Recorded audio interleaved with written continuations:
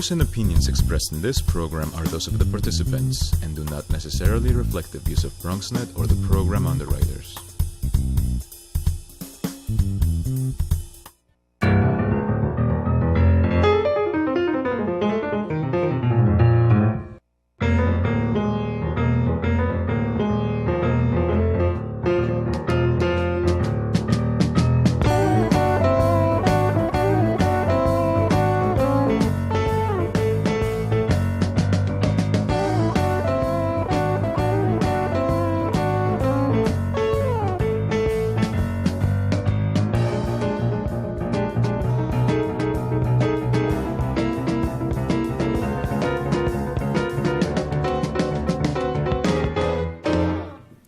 Good evening and welcome to Bronxtalk. Well, the holidays are past.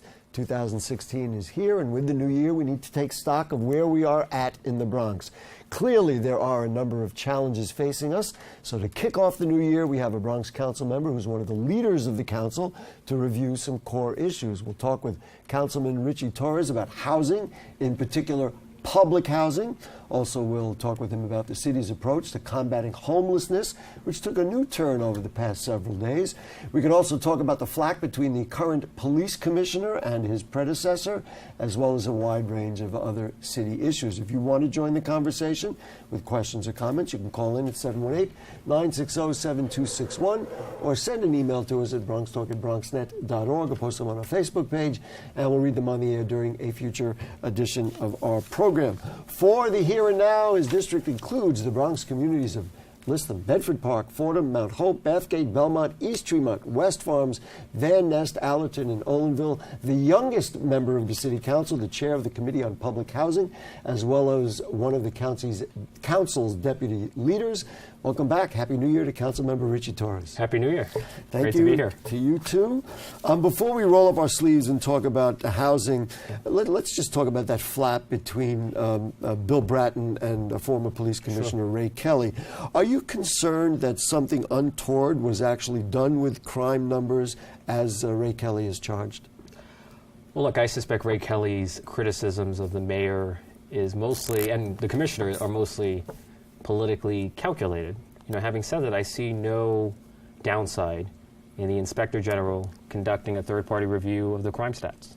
That strikes me as an appropriate function for the Inspector General to perform. But I have confidence in the numbers. I have no reason to doubt the integrity of the crime stats. So Ray Kelly bringing this up makes you say, well, okay, if he's certainly a legitimate crime fighter in New York City, if somebody with some experience and is a legitimate crime fighter questions it, maybe, certainly in a public forum, maybe we ought to take a look. Exactly. And look, the methodology behind these crime stats is probably arcane to the average person, so why not have the Inspector General validate whether these numbers are accurate? I see no downside at all. Let's get to public housing. I know you're the chair of the Council's Committee on Public Housing, and crime in the city has gone down, as you well know, but it's gone up in public housing. I'm going to list the litany of problems we see not only in the Bronx but in public housing all over the city, and I'm sure you have nightmares about these as well as people who live there. Mold, broken elevators, leaks, bad plumbing, reports of no gas and no heat for extended periods of time, on and on and on, not to mention security and all kinds of other issues. It appears to me, just stepping back and looking at it, this is not a housing system. This is a disaster. My question is, I don't even know what to ask you. How do we deal with this? This is not a little problem. This is massive. So I'm throwing it to you, Councilman. Sure. Solve our problems. What do we do? Well, look, as far as public safety, violent crime is disproportionately concentrated in public housing. So even though NYCHA accounts for about 5% of the city's population, it represents 20% of all violent crime in the city. NYCHA has a disproportionate share of the city's street crews, which is the main driver of violent crime in the city. To that end, the mayor does have a public safety action plan for public housing. The trouble with the mayor's plan is that it only targets 15 out of 326 developments.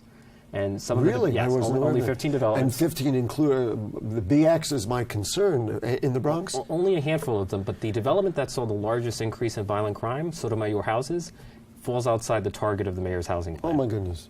So we've been calling. So the borough president and I formed a task force to focus on public With safety and public Councilmember housing Gibson? with Councilmember Gibson and the new district attorney. And so we're going to be exploring strategies for reducing violent crime in public housing. Let's start with this public safety aspect of public housing. Yeah. What does that task force do? Because really, anything you want to do, if you want to, whether you change rules or you're going to need funding, it's all going to have to go through the city council anyway. So what do you expect, and Borough President Diaz as well as Councilmember Gibson expect to get out of a task force like that? They examine closely the crime stats in each development and ensure that those developments that have seen the highest increase in violent crime have the security infrastructure. So that's layered access control, that's CCTV, that's intercoms, lighting. We want to ensure that the security infrastructure in these developments are strong. Maybe this is a philosophical question then. We have in New York City really laid out a whole theory of crime fighting with CompStat. We look at where crime areas are. There's a very analytical approach to dealing with crime and solving crimes. One would think that what you're just recommending was right at the core of crime fighting stats. Why hasn't crime fighting in public housing? Why hasn't this happened before in public housing? But the problem is there's no dedicated funding stream for security infrastructure and public housing. It's all dependent on member items. So it depends on whether the local council member allocates enough funding for CCTV or layered access control. So back in 2014, I said that the city should have a dedicated funding stream for security and public housing, given the prevalence of violent crime. You know, I'm sorry, we were talking about the fact that, I'm a talk show host. Yeah. That's crazy. It is crazy. I mean, I don't know what else to say. And when you hear stories, and let's talk a little bit about conditions. When you hear stories in a private building of a landlord who, does not have heat or hot water available, in appropriate fashion for tenants, or there's mold, or all the things, locks are broken downstairs, you'll see a news story about it, and maybe they'll go after it. They'll take the funding stream away, they'll go after the bank or the leaseholder or whatever it is, and they'll try to correct that. We have these problems with public housing, with the city as landlord, and yet they foster and develop for years and years. I don't want to go backwards and say, yes, those are the problems. How do we get to a point where the city takes this seriously? This to me is such a core issue, and I don't live in public housing, but I'm frustrated. Well, look, the conventional wisdom is that NYCHA is a terminally dysfunctional agency that's mismanaging public housing. But the truth is that mismanagement is only part of the problem. The heart of it is money. So NYCHA has about $17 billion in unmet capital needs. If you had to replace all the boilers and all the bricks and all the structures and systems... That's an official estimate? That's an official estimate. There was a capital... $17 billion. $17 billion, and yet NYCHA only receives $250 million a year from the federal government. So $17 billion worth of needs versus $250 million in capital funding. Then why is the city waiting for the Fed to bail them out? Shouldn't there be monies coming from the city and the state to make that So the city's happen? allocating $300 million over the course of 3 years to replace the worst roofs in public housing. And so far, we have no funding from the state for the critical infrastructure. The state did allocate $100 million for security infrastructure, but we have no state funding for roofs or boilers or elevator upgrades. When you analyze the cost, and I'm not talking about the financial cost, but the cost to a family that lives with mold or, is concerned about security or, I don't know, again, want to list all the problems. The kids don't do as well in school. Right. The families cannot be as productive in society. There are financial issues that come up. In other words, there's a trickle-down effect of all this. It would seem to me, not only for you and your colleagues in the council, but in the federal government and elsewhere, they have to see if we want to, this is me on my soapbox, if we want to solve some of the other problems that we're concerned about, fix the housing. Look, there's an indisputable connection between housing quality and public health. So if you're a young person of color living in public housing in the South Bronx, you're projected to have a life expectancy that is 10 years lower than the life expectancy of someone in the Upper East Side of Manhattan. So there are real disparities in public health, and the quality of housing is part of that problem. There was a $3.9 billion. And I should mention, sure, I'm go ahead. introducing legislation to the City Council that would license mold remediation. So one of the problems is that a maintenance, That's right. I saw a maintenance that you were doing person that. might come into your apartment, will paint over the mold, only for the tenant to see the mold grow back within a matter of weeks. So my legislation would require NYCHA to hire a professional mold remediator to permanently remove the mold. My frustration is certainly showing, but maybe that's a start. And again, my question would be, why do we need legislation for this? Any landlord, any maintenance person would know that painting over it. Yeah. But this has But been having said going that, on. NYCHA has $17 billion in unmet capital needs, and if the bricks are defective and the roof is defective, then you're going to have endless mold growth, Of endless course. leakage in the apartment. So ultimately, it goes back to resources. A big problem, going back to the security question, is gangs. Yeah. The solution, we've analyzed this on this program in our 21 years a number of times. The gangs are a result of all these other, it's almost like a cyclical thing, is that if you don't live a healthy life, if you can't have a stable family life, then you turn to your family out in the Exactly. streets, and of course now guns are more available, et cetera, et cetera. Is the gang problem a public housing problem, or should it be dealt with by the criminal justice community separately and in a different way? Well, it's a citywide problem, but gang violence is disproportionately concentrated in public housing.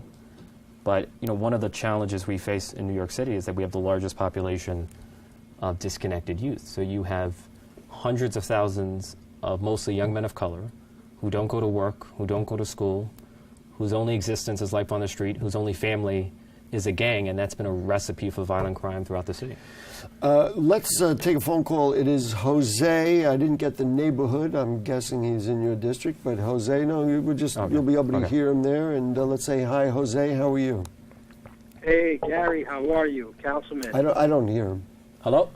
Let me begin by wishing both of you a happy and successful New Year. Okay. And my question tonight is on the polystyrene foam recycling. The city had banned styrofoam, and now the city was being sued or there was some action against that proposal by restaurant owners who were concerned. That is correct. And, Councilman, as you probably know, the New York State Supreme Court recently overturned that city right. ban announced in January. And in October, the de Blasio administration took the first step to appeal the court's decision. Now, at present, there's a plan sitting before City Hall that could recycle 100% of the city's estimated 58,000 tons of foam and the rigid polystyrene. Okay, so what's the question? The question is, does the councilman support the foam recycling plan currently put forth, or will he support the ban, thus meaning that he would, support the appeal on the decision by the de Blasio administration? Jose, great question. Thank you. Your Not a thought? problem. So I do support the ban.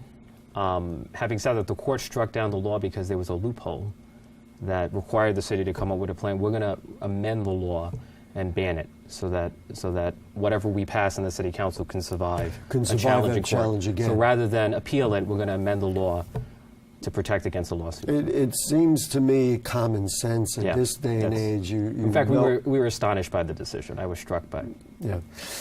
Just going back to the idea about our youth, you have visited schools and worked with a group called Education Through Music. Talk to me about what you're finding in schools and what is helping students achieve and what is keeping them from achieving, at least from what you're finding. I'm sensing a disconnect because education is the single largest budget item in the city budget. When we passed an $80 billion budget, and 1/3 of the budget is education. And yet, despite all the resources invested in public education, just on the ground, it feels like our schools are catastrophically underfunded. Most of the schools in my district don't even have a music program. And how do we expect students to be well-rounded and to be fully educated when you have no access to the arts, no access to music, all of which are shown to improve your performance in the core areas of mathematics and reading and all the rest. And frankly, this is something I've been on my own, campaign about. Yeah. This is what makes young people more comfortable to sit and listen in class if they can express themselves in other ways. Is this a financial issue that, in other words, if you had more money, or is it really a philosophical issue because there's so much pressure on the schools to do well in test scores and make sure the kids achieve in traditional academic subjects that the administrators and others are like, it doesn't matter how much money, I'm not running those programs because I can't. Right, I think the incentives conspire against investment in arts and music. Standardized testing has its place in education, but I worry that the obsession with standardized testing has a crowding out effect on the arts, on music, and there's no incentive for principals to invest in those programs. A couple of other notes about housing in our neighborhoods. Yeah. I'm curious because I hadn't read a comment from you, and I try to read as much as I can, on the mayor's rezoning plan, which has been soundly rejected by community boards all over the borough and all over the city. Are there elements that could or should be saved, or does the mayor really have to just go back to the drawing board and start again? Well, look, I have concerns about the manner in which the mayor's office has been engaging the community boards. I feel like the community boards should have been treated with far more respect than they have been. Having said that, I do believe in one of the core features of the mayor's plan, which is mandatory inclusionary housings, which would require private developers to create affordable housing in rezoned areas. So if you're a developer and you're seeking a public benefit in the form of a rezoning, you would be required by law to provide a public benefit in the form of affordable housing. As opposed to a little signed MOU or something, which is what we've been getting. And community benefit agreements are not enforceable in court, so this would create legally protected forms of affordable housing. The number we've been given, the percentage we've been given over the years is basically 20%, 25%. In terms of 25% of what you build has to be quote-unquote affordable housing. Well, the mayor's plan has three options. Okay. So 25% of the units at 60% of AMI, 30% at 80% of AMI, and then 30 at 120% of AMI, which is too high. So the third option is disconcerting to me. My follow-up question you basically have suggested, and that is, what's acceptable to you? Are those numbers acceptable to you, or would you like to see a different formula? Well, look, is the mayor's plan perfect? No, but it is an improvement on the status quo. Right now, a developer can rezone a whole area, a whole neighborhood, without creating a single unit of affordable housing. Under the mayor's plan, it is mandatory. You are required by law to create affordable housing. I do, right? And unlike most of the affordable housing in our city, which is only temporarily affordable, under mandatory inclusionary zoning, the housing is permanently affordable. It's protected by law. And I believe the best safeguard against gentrification is affordable housing protected by law, whether it be affordable housing protected by federal law in the form of public housing, by state law in the form of rent regulation. The mayor is creating a new category of affordable housing protected by law, inclusionary housing. I do support it. If this proposal just finds its way to a vote in the council, which it might very well, are you yes or no? Well, the council has an opportunity to modify it as we see please, so we're going to incorporate... We've just heard what your modification would be. Right, so I have concerns about the 120 option. I mean, the notion that you could... 120 is about $100,000 for a family of three. The notion that you could rezone a whole neighborhood without creating a single unit of low-income housing, that strikes me as defeating the purpose of mandatory inclusionary. That's an exclusionary use of the program. And one would wonder if it fits into the mayor's own plan to build 200,000. Having said that, what the Bronx needs is a blend of incomes. So what you want is a mix of incomes. You want some at the high level, some at the low level, and some in the middle. The hot button issue right now, and literally on this day, is Governor Cuomo recommending that if the temperature is below 32 degrees, which it is tonight, that we take homeless people off the streets. The latest news before we came into the studio tonight is that he's backed off that idea and has said, well, I'm not going to quite go there. What's your take on that? Is it legal? Would that kind of thing survive legal challenges? Is that what you'd like to see? I doubt it. Unless a homeless person is posing a danger to himself or someone else, it's not enough to be on the streets in cold weather. You need a stronger justification for forcibly removing a homeless person So and then- bringing them into a shelter. So then The courts have been clear on this. The governor came out today and said, look, if the Yeah. conditions in our shelters are terrible, nobody could deny that, much like if he said it about public housing, we'd say the Yeah. same thing. The conditions are terrible, and there were quotes on TV of people talking about rats and danger and all the other things that go on there. Where are we at? Now, you said in a TV interview that the conditions that drive homelessness are deeply rooted, show no signs of abating. Right. You said the scale of the crisis of homelessness in the city may very well exceed our capacity to solve it. I thought that was a remarkable statement. Is that a concession of sorts? Give me what you think. There's a limit to our ability to address the homelessness crisis without more resources from the state and the federal government. Where would you put the resources if you had them? Well, look, the strategy for addressing homelessness in our shelters is simple. It's providing families with rental assistance that can transition them from temporary shelter into permanent housing. Toward that end, the mayor has created 6 subsidy programs, 6 rental assistance programs, collectively known as LINK. The trouble is that 80% of the LINK recipients cannot find landlords willing to accept them.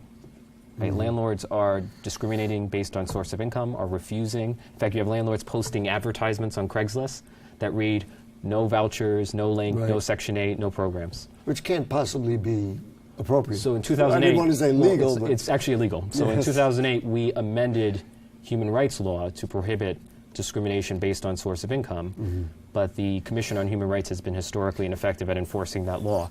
So these rent subsidy programs that the mayor's creating is ultimately self-defeating without cooperation from the city's landlords. Let's go to the telephone. That was Stanley from Co-op City. Let's see what Stanley has on his mind tonight. Hi, Stanley. How are you, sir?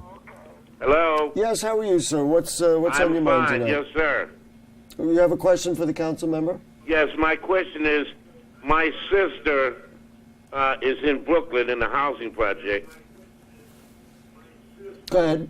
Don't turn down the volume on your TV and just talk to me. Okay, and her door was set on fire. Her hallway, ever since she's been there in the last 6 months, have kids roaming about and causing problems. And she used to be in the Bronx. They moved her to Brooklyn. Why is it when she's fearing for her life and she has 2 young children, why is it NYCHA won't even reach out and at least let them go back to the Bronx where they live, where her doctors are at? So she is in this shelter system? She was in the shelter system and everything. Right. And so now And she's then basically, from- Stanley, what you're saying is now she's basically trapped. Yes, she's trapped. And she fears for her life because they already set the door on Yeah, fire. I got it. No, I'm sure. I certainly don't doubt it, and I'm sure the council member doesn't either. Unfortunately, he probably hears stories like this all the time. Thank you for the phone call. What is your thought about that? Well, I don't know the details of her case, but if I certainly can be helpful, please feel free to reach out to my office. You want to do it that way? What I do know is, NYCHA has about 5,000 vacancies a year, Right. yet there are over 200,000 people on the waiting list. So the demand for public housing is far greater than the supply. And so that could explain the long delay Of in relocating. why, in other yeah. words, he's saying, because logic would dictate that you give her a chance to be where our home is, our roots are, etc., but they may not have the So ability. back in, and NYCHA's transfer process, NYCHA's admissions process is all governed by a computer system, Right. which depends on your need and your seniority. All of that is governed by federal law. So there's nothing that I could do to expedite a transfer because it's all governed by federal law and a computerized system. But you never know if you know a place or Right. know a way. So contact Councilman Richie Torres' office and remind him that you were on the phone, and he'll see what he can do about it. We got time for, I think, 2 quick questions. Development is being hailed all over the Bronx, but with it appears to be a raise in rents, both residential and commercial, that is forcing longtime Bronx businesses to close and people on lower incomes out of their homes, and some are afraid it's about to happen. Can we do this good development that we need in the Bronx, the mix of incomes that you were talking about, and not gentrify Bronx communities? I mean, that's why we need mandatory inclusionary housing, that no matter what happens in a neighborhood, no matter what development or changes take root in a neighborhood, a developer will be required by law to create a percentage of permanently affordable housing. Last question, sir. The old Fordham Library that Yeah. we all remember when we were kids, a jewel of a building, has been sitting there with nothing in it. What do we want to have happen to that building? Well, it's been a chronically vacant site, I think almost for a decade. I have asked, one of the problems we have here in the Bronx is we have no public sector employment center.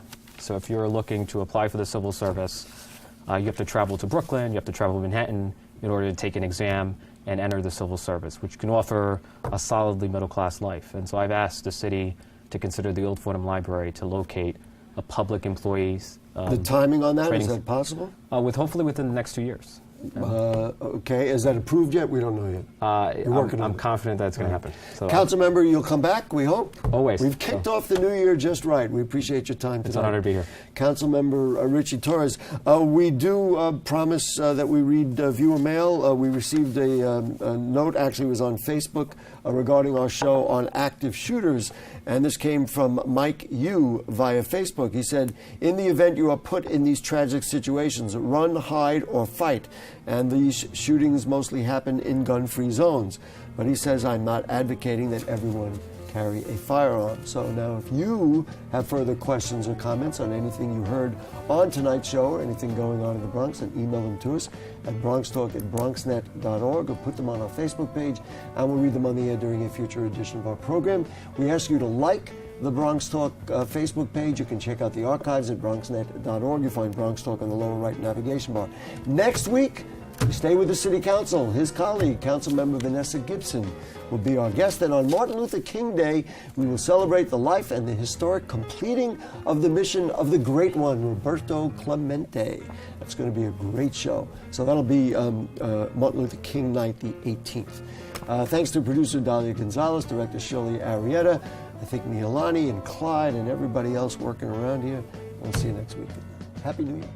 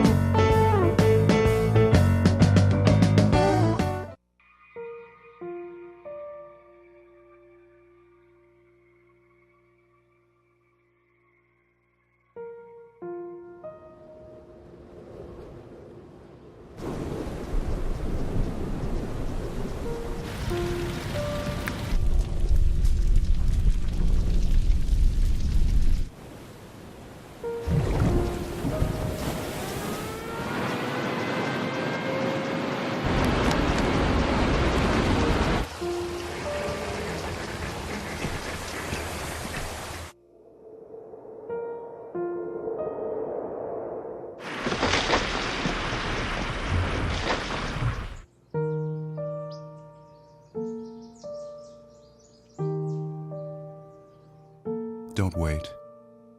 Communicate. Make your emergency plan today.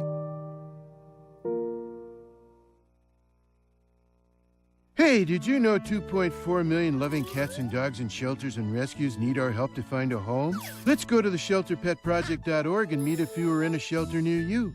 Harlow, oh, she's one great listener who loves to hear all your stories. My kind of cat. Cerulo is a sweet, goofy boy who's eager to please. Sounds just like another dog I know. So go to the shelterpetproject.org, search your local shelters and